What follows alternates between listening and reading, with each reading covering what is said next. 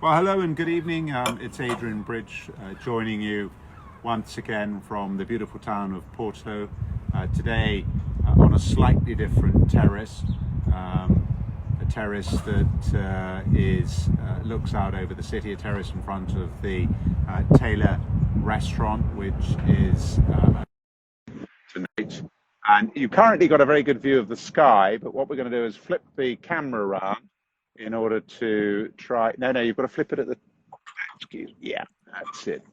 That's what we wanted to see. And I'm just going to try and make a further adjustment because it was all beautifully set. So my introduction was about the view from the Taylor Terrace, the restaurant reopening tonight, and the fact that I was going to be joined by Frazer Thompson, who is the CEO of Chapel Down.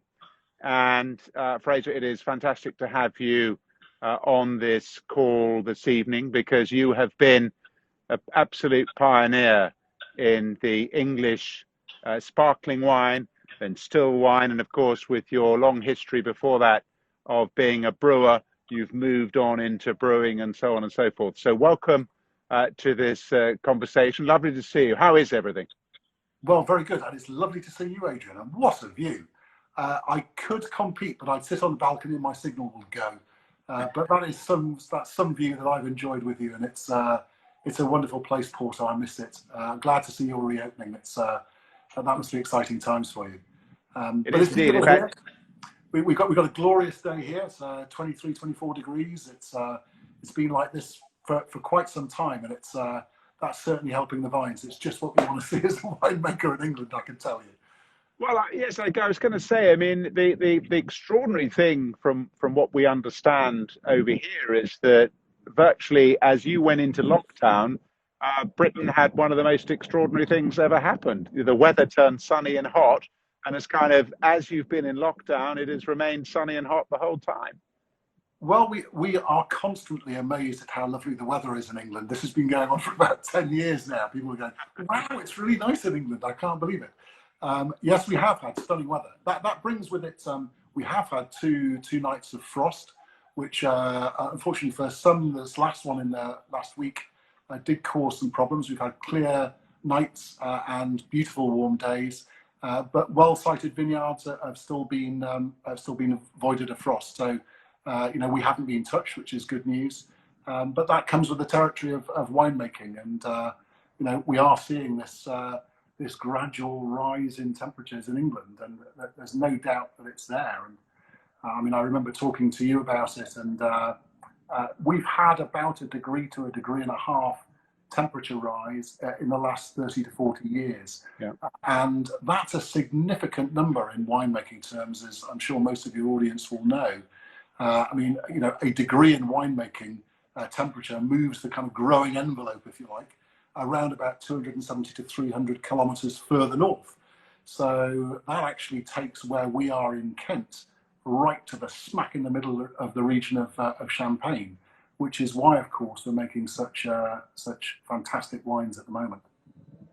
Well, and I'm not going to say that moves Champagne down to the level of Burgundy, so that they need to change their style. But it is certainly true that in Britain there have been some extraordinary evolutions that have taken place, and you have been at the front of that. But one of the other things you've done, which I think is very pioneering, is the way that you've managed to get all of your customers involved. So people have been able to become a shareholder in the business in a small way, and that allows them to visit. How's that program going, and are you still able to receive visitors at the moment? Well, I think on the first point about getting people to be part of what you are, I mean, that's really modern businesses now have to be about not just engaging with shareholders per se, but all their customers, and getting to feel like they're really part of what your business is. And it's not just getting to feel it. You've got to open yourself up, particularly as a CEO, to talk to those people all the time. And so, every week I'll talk to customers and consumers, and they really start to feel as if they're part of growing the grapes. And that's perfect. It keeps them not only in marketing parlance kind of brand loyal, but it makes them genuinely interested in the product. And I think that's so vitally important. And wine tends to do it through its proxy. Some fabulous journalists will talk about their passion for wine, and you buy into all that. But actually, getting to talk to the people who do it, the people who are running those businesses, there's no substitute for that. And I think that kind of membership economy almost is absolutely where it's at.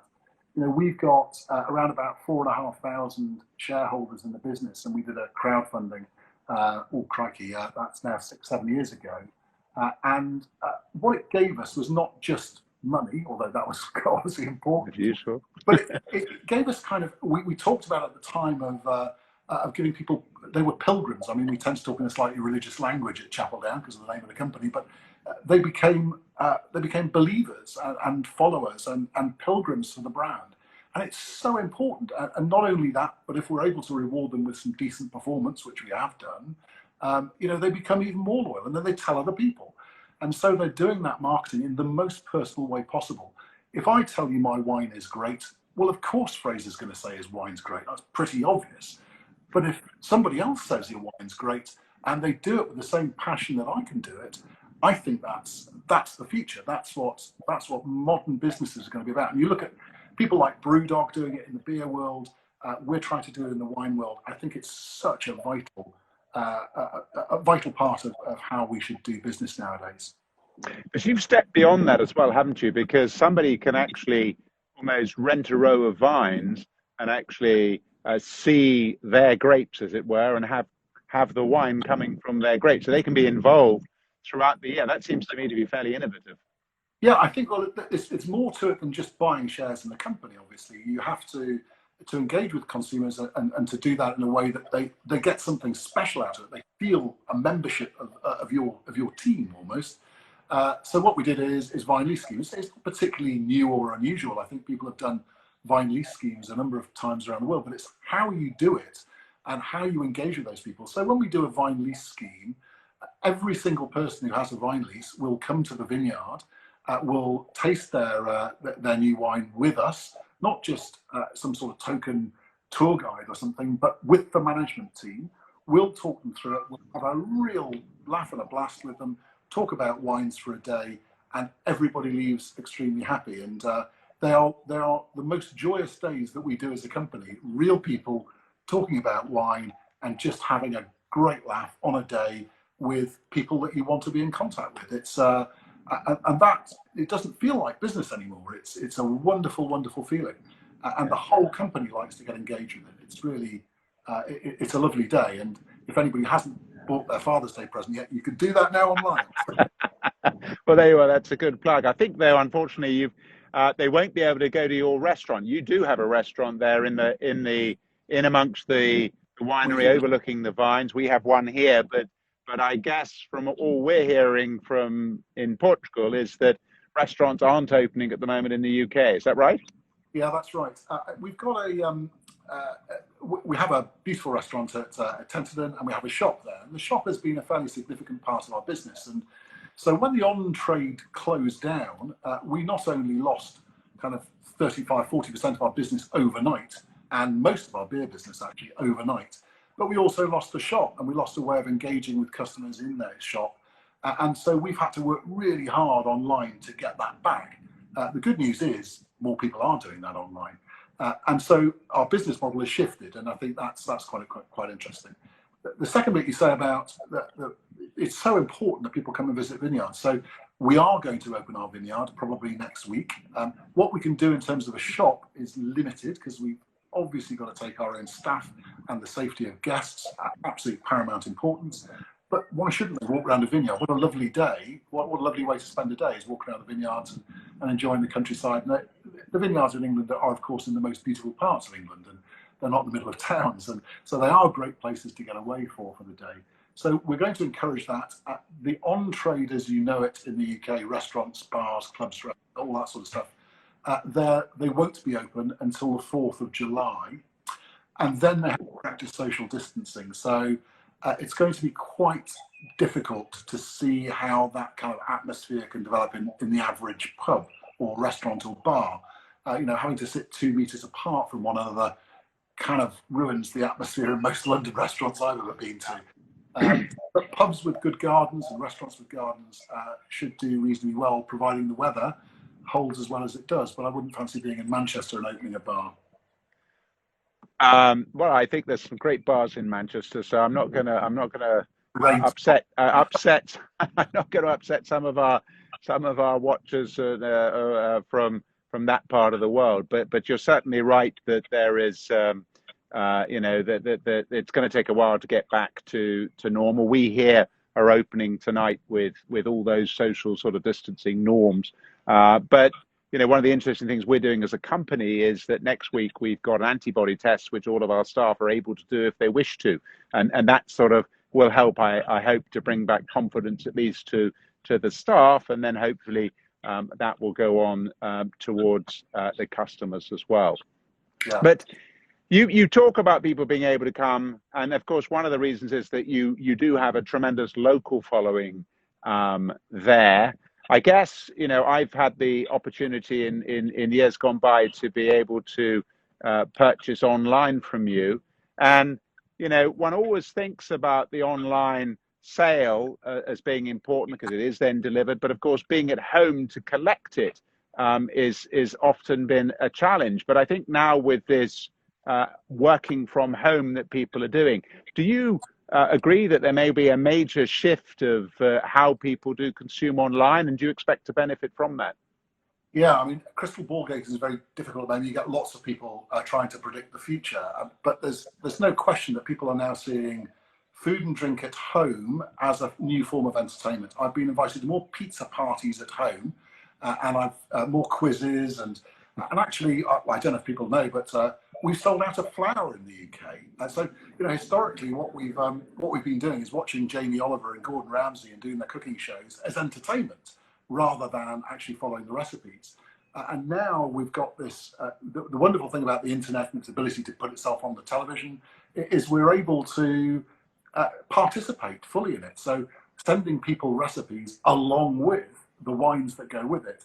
It's as good as going out because you've got real people there telling you about their wines and how to cook the food, and I think that we'll see that kind of home entertainment bit start to grow, and we're seeing some evidence for that now. So cocktails at home, matching food and drink at home. We're seeing food service companies who would normally deliver fruit and vegetables into great restaurants now having to repurpose their businesses to sell that stuff at home. And so we're starting to see a huge boom in those. So fresh fruit vegetables sales are up 57% in the UK. Now, that's extraordinary. There's got to be about home purposing. So I think there's some really interesting stuff going on. I think you're seeing shoppers trade up and trade down. So they are drinking more at home. So everyday stuff they're buying. So the cheaper deals for everyday quaffing, and then something special for the weekend or whatever day of the week it happens to be. And you're seeing the health drive continuing. So we're still seeing people wanting lower alcohol alternatives.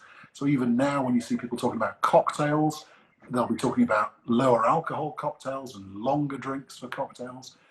We're seeing more local trends pick up. So people are obsessed about trying to source locally, and that's good for the economy. And they're starting to get that kind of how that economic thing works, the multiplier effect. And then, of course, the whole digital thing is just an accelerator for all of that. So I think, if businesses aren't repurposing their business and thinking about not just how to get through the next year or whatever it is until the on-trade fully opens and we have a vaccine, but actually it's a chance to really think pretty hard about what your business is and how you connect with consumers and with your drinkers, because wine is a wonderfully social stuff, and too often we shout into our own little bubble. We talk in the wine industry, and actually we should shout out to consumers and say we're the people who are interesting to talk to, and talk to us about food matching, all that sort of stuff. Well, I think you're right. I think there's a lifestyle element to it, and one of the things I've anecdotally heard back, in fact, is that although people are enjoying lots of fine wine in their cellars, and perhaps getting a chance to taste a little bit more, the fact that they're not commuting, they're using that time to do a little bit of exercise. So they're getting this balance between being able to join the finer things in life and not necessarily losing out because they don't have the exercise time. So they're getting both benefits. But I want to move on in our conversation to just talk a little bit about what I'm drinking and what you're drinking. You sort of waved your glass at the camera, and it looked a little bit sort of rosé-ish. So what are you on there? It's very rosé-ish. This is can you see that? Okay. Yes, I can. So that's Chapel Down's English Rose. It's 2018, which was a sensational year in England. Probably the greatest vintage we'll ever have in my lifetime, I suspect.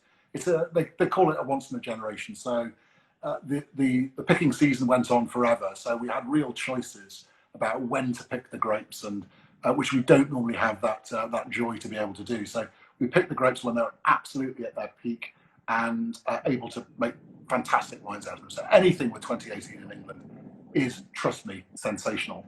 2014 was the last great year we had before that. So maybe they're coming more frequent, I don't know. This is it's a classic rosé. It's predominantly Pinot Noir. It has some Chardonnay, and it has a little bit of Bacchus in it as well.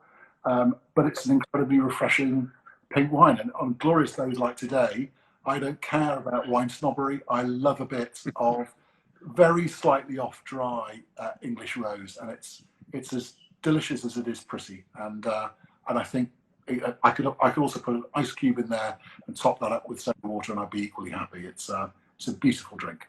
Well, it looks certainly fantastic on the camera, and you've sold it well. It does, of course, from a technical perspective, want me to ask you how long the grapes are actually soaking to give the color. Do you do a fairly short soak, or how long are you extracting color before you take those skins off? Very short. I mean, the grapes, obviously, it will depend on the year, and I can't remember 2018, but it will have been hours. The challenge really with great rosé is to make sure that you're not picking up a high amount of tannins, clearly. Mm-hmm. And so getting sufficient color out of it whilst not picking up the tannins is part of the challenge. And we're not using red fleshed grapes. You can do that in England. There's a grape called Rondo, which has red flesh, so you can add color just from normal pressing. But this is Pinot Noir, and so that's all Pinot Noir color you can see there. So it's a light onion skin sort of color. That's definitely the mode for that, and generally it means there's no tannins and a very short contact time with skins. So and produces lovely complexity and structure as well, because there are a few red fleshed varieties. We have one in Portugal, Alicante Boucher, but these are rarer varieties compared to most grapes which have a white flesh. And indeed, in the Douro, we're most normally known for our red ports, but here I have in front of me some Taylor's Chip Dry, which is the style of port created by Dick Yateman back in 1934 as an aperitif. So, perfect on a summer evening here in Portugal, perhaps with some salted almonds and the like, to be able to enjoy it. But I also have, slightly out of frame as I pull it in, a glass of your Three Graces. So I'm offered now in virtually aperitif in stereo. So that's what I like. Two-handed drinking. Well done. Well, I popped this up because this to me, this Three Graces is lovely. I mean, this one actually is the 2009, so goes back a while, and I have to tell you that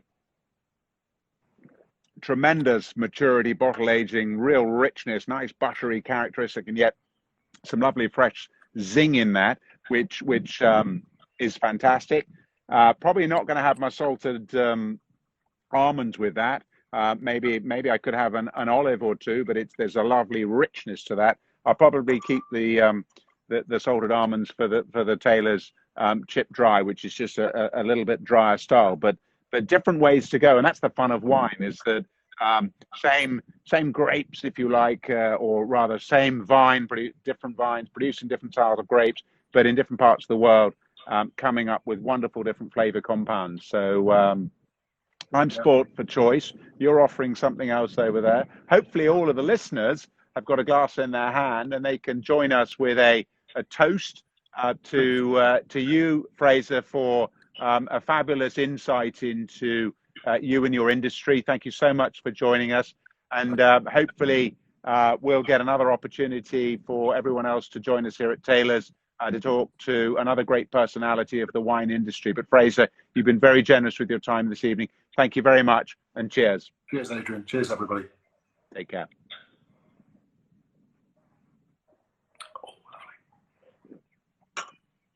Good to see you.